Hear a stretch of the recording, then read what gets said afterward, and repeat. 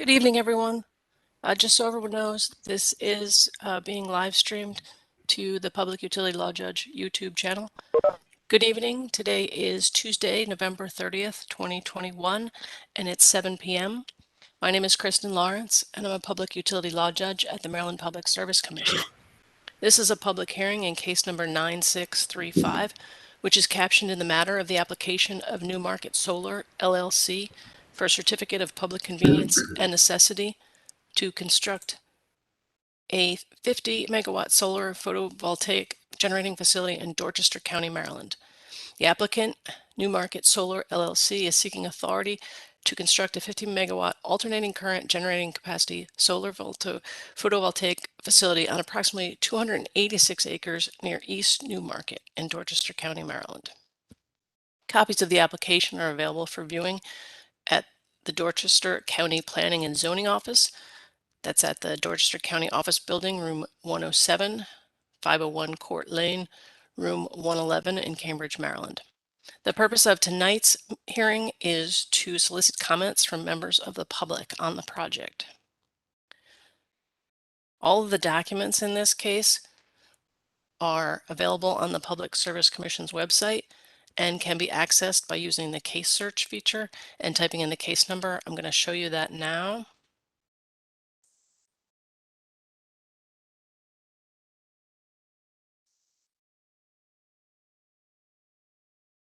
So you come over to the case search feature. Just make sure that is. Yes. Okay. The case search feature. And you type in the case number 9635. Click on the little button that says case number and you hit go. Takes you to the docket for case number 9635. And you can see all of the pleadings that have been filed in the case, including docket item number 35, which is PPRP's license conditions, essentially the Power Plant Research Program's recommendations in this case. And you can click on that PDF and download it. Also in the docket at item number 39 is staff's recommended conditions. They were revised, so there's a final and a red line version.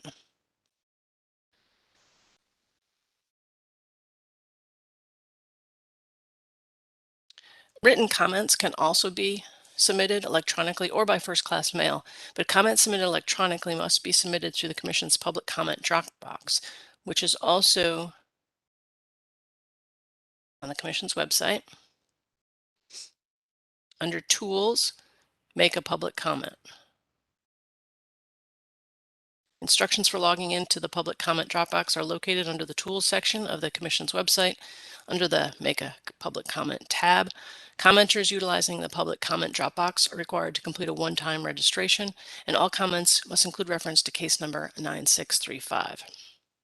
If submitted by first-class mail, comments must be addressed to Andrew S. Johnston, Executive Secretary, Maryland Public Service Commission, William Donald Schaefer Tower, 6 St. Paul Street, 16th floor, Baltimore, Maryland, 21202. And I will share my screen at the end of this meeting with that address for anyone who didn't get that.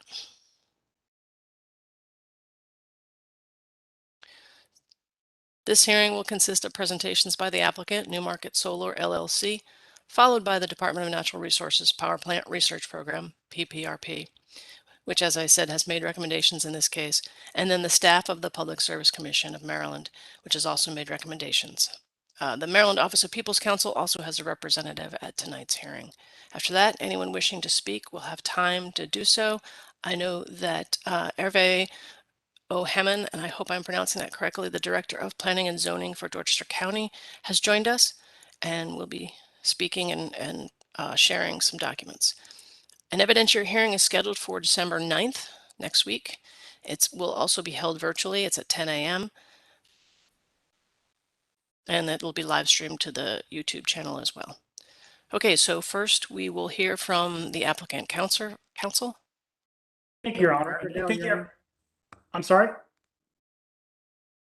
Go on the record now, Your Honor. Yeah, I'm sorry, Doug. That's fine. Please. You're on the record. Thank you. Okay. So to continue, thank you, Your Honor, and thank you to everyone for joining this evening, either in person or on YouTube. My name is David Bugelmans. I'm from the law firm Gordon Feinblatt and serve as the attorney for the project's application for a CPCN from the Public Service Commission. I have with me virtually tonight several representatives from the project. From Sun Energy One, the parent developer of the project, I have with me Linda Nadike. In addition, we are joined by Dane Bauer and Melissa Hall from H&B Solutions, who are the environmental consultants for the project. They put together the bulk of the environmental review for this facility, which is contained in the environmental review document currently on file with the Public Service Commission. If you look at the case docket that Judge Lawrence showed you, it'll be under the first item in the docket. So at this point, I'll hand the presentation over to Mr. Bauer, who will provide an overview of this proposed facility. Again, thank you very much for tuning in this evening.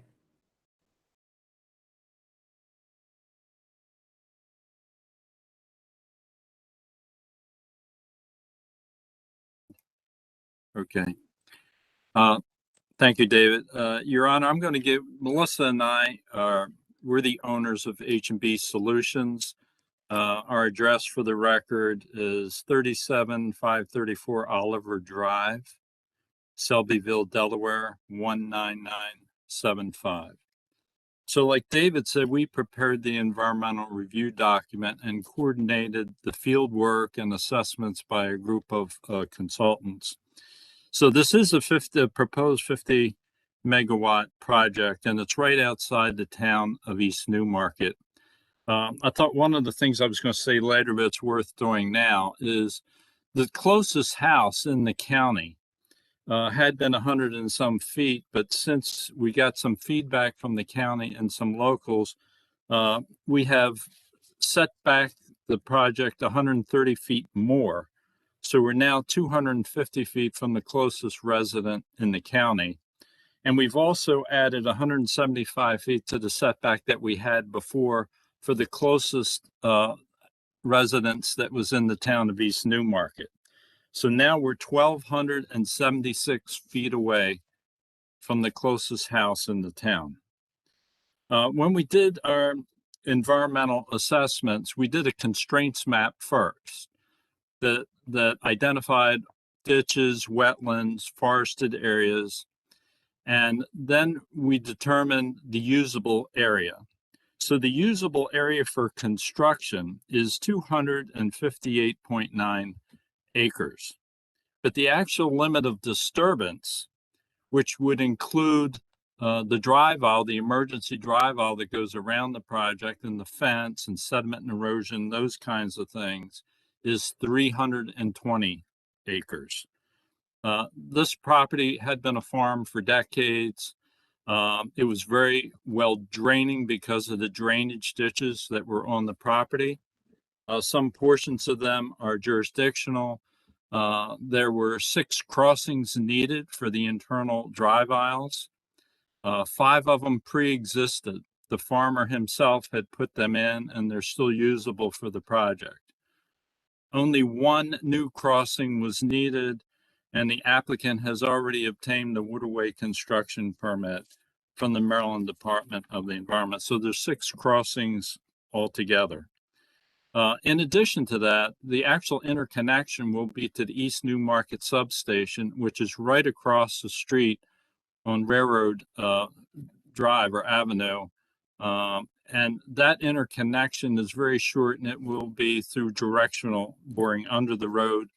The location hasn't been decided yet because it's still being coordinated with Delmarva Power and Light. The wetlands on site were minimal.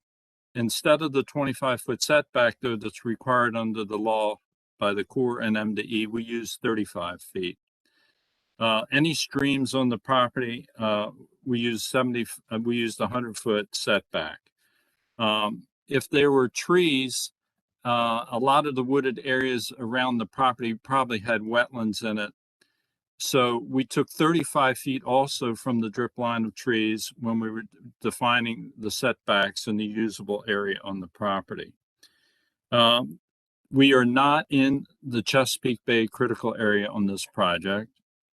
We're not in a two-tier stream, which is high-quality waters and anti-degradation. We're actually 1.5 miles away from the closest tier 2 stream. We did get a letter from the Department of Natural Resources indicating that there's no rare, threatened, or endangered species associated with the portion of the project that we'll be using. We did submit information to the Maryland Historic Trust, and there were 4 buildings where they asked us to submit information so that they could determine if they were eligible to be placed on any registry, and they were not. So we got a subsequent letter from MHT which said nothing further was required. There are 3, this is a little bit unusual, there are 3 different kinds of buffers that are being used on this property. They're all 50-foot wide. The reason is that in some areas you're closer to houses than others, in some areas you're closer to roads than others, and you have to take into consideration the existing trees that are around the property, some of which can be used for some of the buffer. So one of the 3 buffer areas, we used the trees that were there, but we enhanced it with some additional plantings. And then there was another buffer that we used that was all more dense and heavily planted with trees and shrubs and other plantings. And there was a third one that was sort of in between. There is an emergency drive aisle around the project. There's a 6-foot high fence. We'll be required to get a dewatering permit from the Maryland Department of the Environment. The application has been submitted. I would say it's in process. It's an exceptionally high water table in this area, which is typical for the Eastern Shore. So during construction, we will have to do some level of dewatering. We will be doing a decommissioning plan. I think it's worth noting that the impervious area created by the project is only somewhere between 1 and 2 acres. It's very small. That, Your Honor, is a quick summary and overview of the project as it stands currently. I might add, we're not cutting any trees. Thank you. Next, we'll hear from PPRP. Good evening, Your Honor. Steve Tolson. I'm an Assistant Attorney General and I'm counsel to PPRP. And on the call with me tonight is Ginny Rogers of PPRP, who is the project manager for the Newmarket Solar CPCN. As you know, we filed direct testimony and supporting exhibits on November 17th, 2021. And to the best of my knowledge, we have no supplement to that filing at this time. Ms. Rogers is online and available if there are questions later on. Thank you. Staff? Good evening, Your Honor. Kenneth Albert on behalf of staff. Staff, like PPRP, has filed testimony in this case and will be participating in all phases of this proceeding. Thank you. OPC, did you wish to be heard? Just to introduce myself, I'm Frederick Hoover of the Office of People's Counsel. We represent the residential customers of the area. Okay, thank you. All right, at this time, we're going to open up the meeting to comments. And as I said, we have the Director of Planning and Zoning for Dorchester County on the line. I think you're you might be the only person on the line, member of the public or otherwise, to speak. So go ahead when you're ready.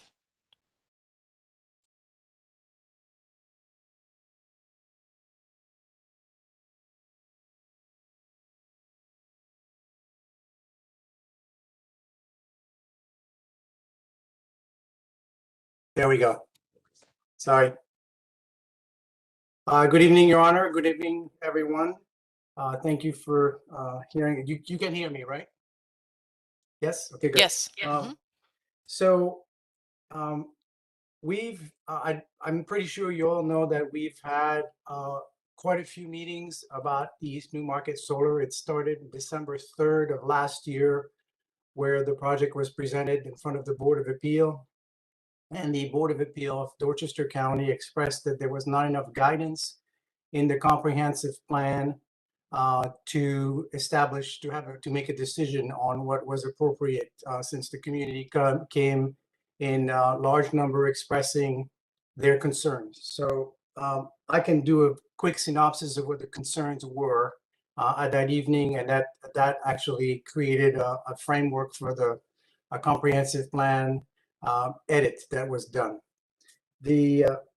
One of the very first concern expressed was that the county was going to be losing a large quantity of quality farm soil, knowing that agricultural and productive farmland is an essential economic driver for the county. It created that concern about not being able to meet some of the production needs that the county has for chicken feed, for agriculture in general. Another concern was the scale of the project.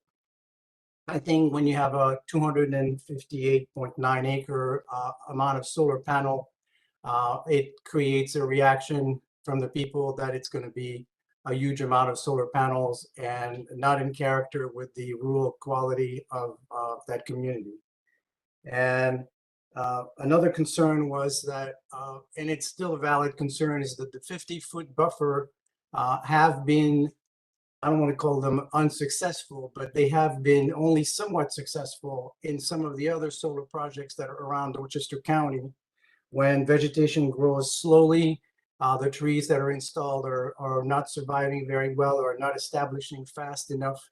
So the screening quality has always been in question, and that created some reactions.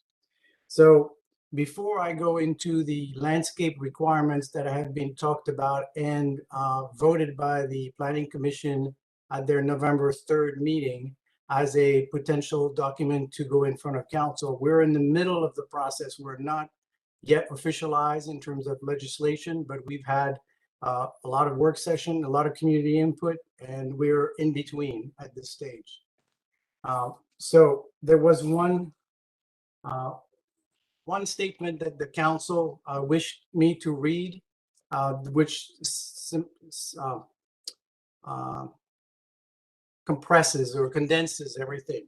Okay, so if I may read this, it's not very long, it's just a one page.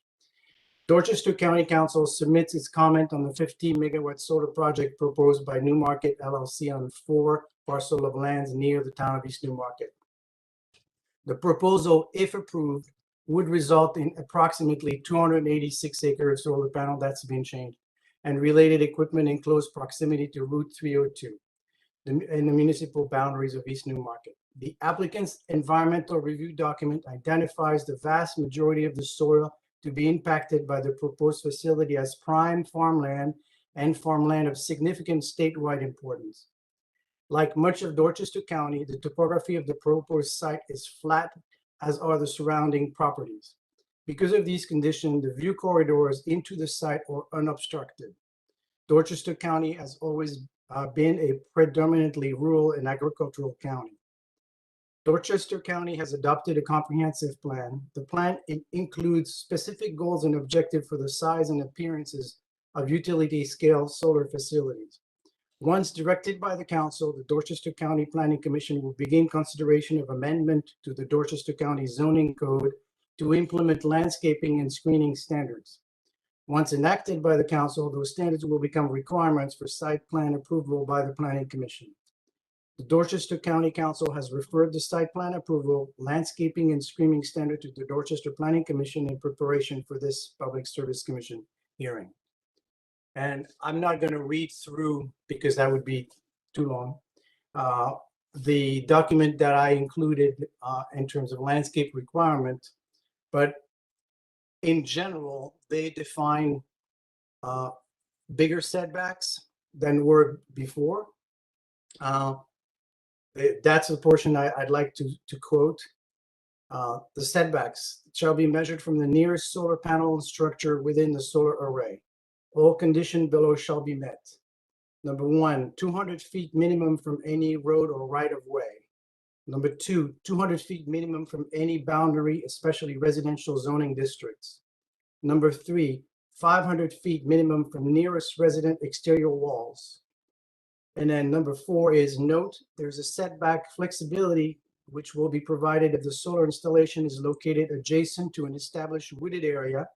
So as long as the area is under the same ownership as the solar project and benefits from a conservation easement preventing cutting or deforestation. And the other 200 feet that you find is in the vegetation buffer. So the planning commission and the community wishes that the 200 feet is fully vegetated.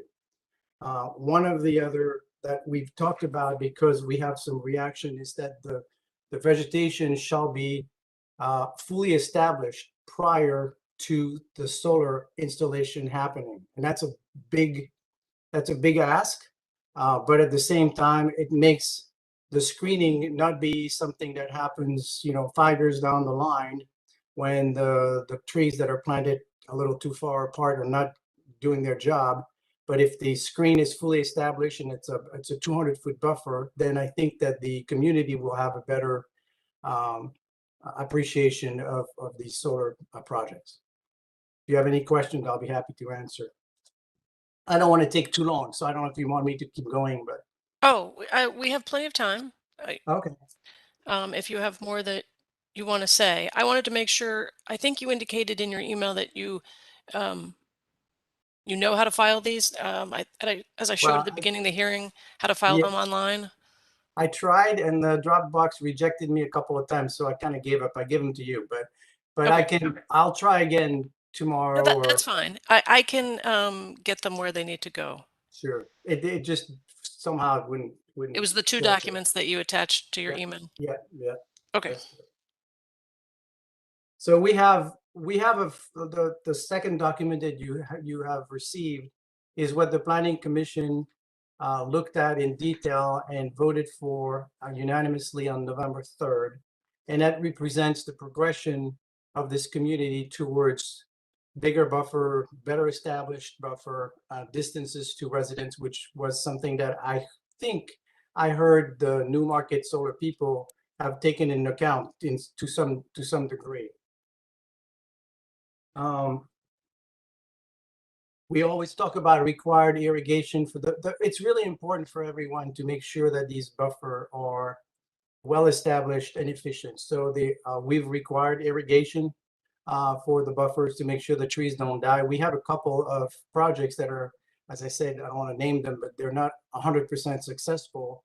The trees are dying, therefore they're not doing their job. And it's a close proximity to the road. It changes the character of the neighborhood, and I think that's one of the concerns. All right.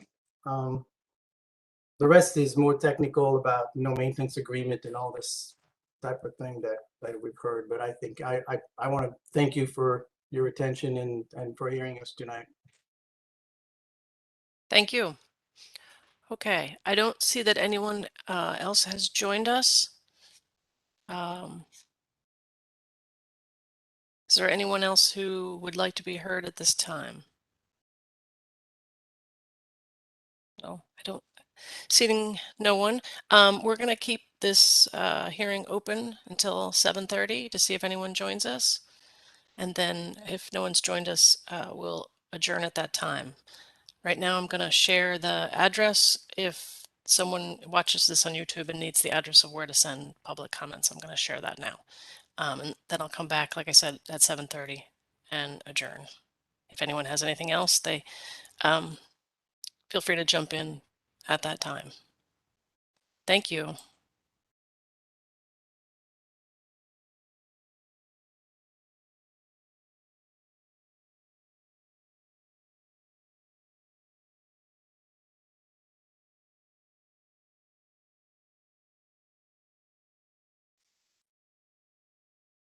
I do have a question. Okay. For the developer of East Newmarket. It sounded like they've increased the distance from any solar array to any boundaries, right? I heard 250 feet. Is that correct? I don't want to quote the distance. Okay. Mr. Bauer, can you go back over that maybe?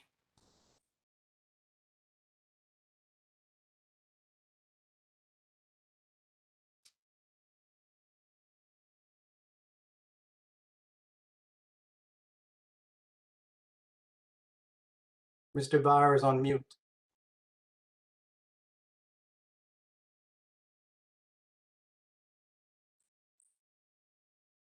I'm not hearing Mr. Bauer. Dan, I think you're on mute. If you could unmute, Okay. please. There you go. Yeah.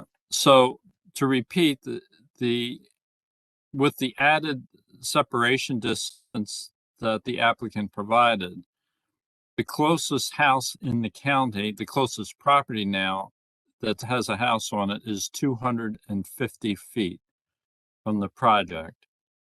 And the closest resident setback in the town is now 1,276 feet.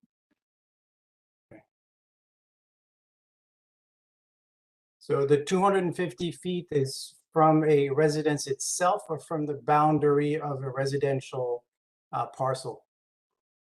The client may have to correct me on this, but I believe it's to the residential property line.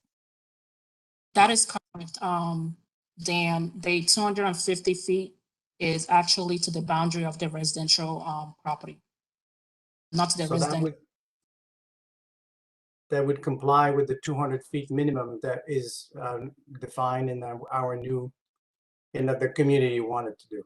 That's very good. And we had 500 feet from any residential wall of a residence, and it looks like you're saying that the closest to any residence would be 1,276 feet. Am I correct? Correct. Great. That is only to, just to correct Dan, that is only to the property from Richardson Road. We have to look at it from each residential property on Okay. Royal Ave, which we don't state where it is to the residential property house itself. Right. But I think we should be within, hopefully within that. But right now, I don't have that number in front of me. So if you can take a look at the 500 feet and see how that works with the solar array to any farm, or I believe there's one farm that's close on the southeast side. Yes, sir. We will do that. Thank you. Thank you very much.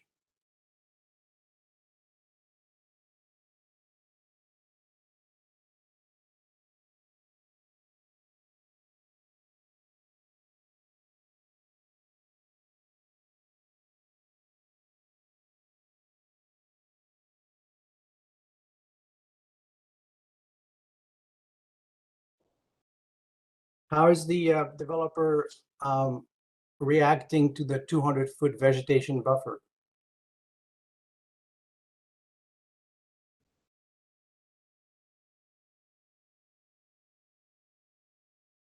I can guess what that would do to the project, but I'd rather the applicant.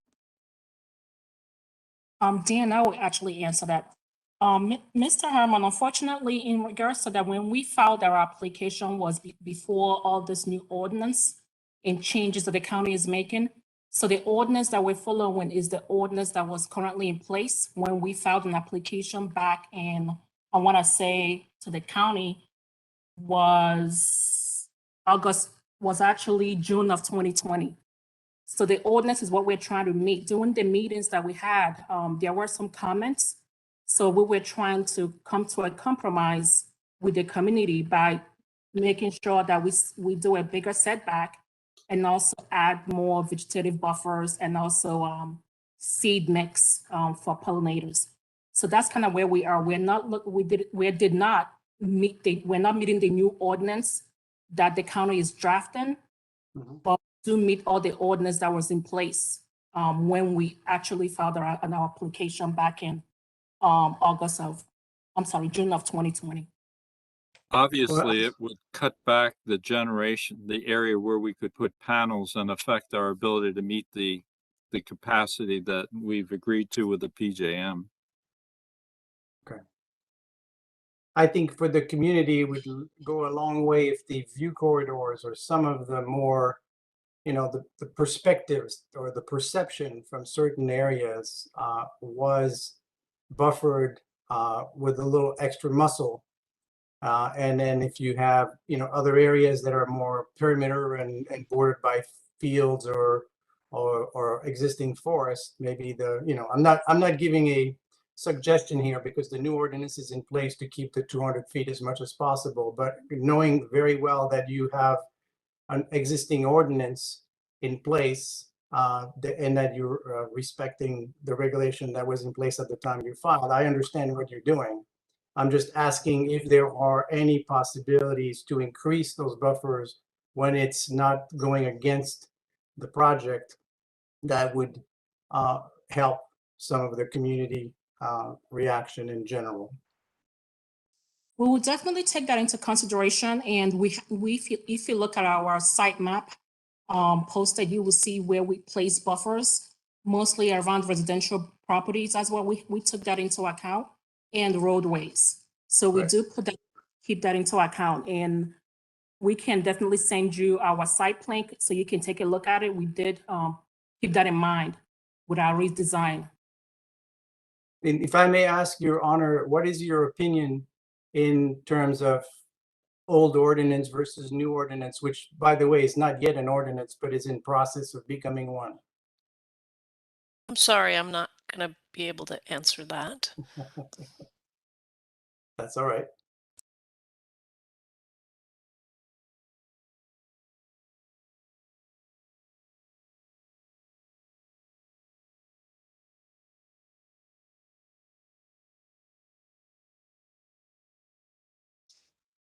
Was there anything else, Mr. Hammond? No, that's it. Thank you. Okay. All right. Doesn't look like anyone else has joined us. Thank you, everyone, for appearing tonight and taking part in tonight's hearing. And we are now, it's 7:32, and we are now adjourned. Good Good night. night, Your Honor. Thank you. Thank you. All right, thank you. Thank you.